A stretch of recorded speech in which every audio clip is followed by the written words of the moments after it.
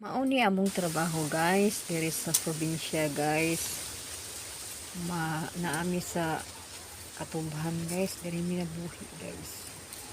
Kani siya nga tubo guys, amo ni siyang pataon guys. Kani siya kay kani among mga pinata guys, amo ni siyang itanom, mao ni siya itanom guys. Kani siya mao ni siya among trabaho diri.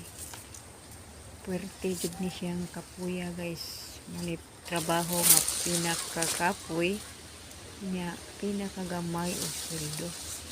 Naaman guys nga wa man ta kahumag eskwela guys.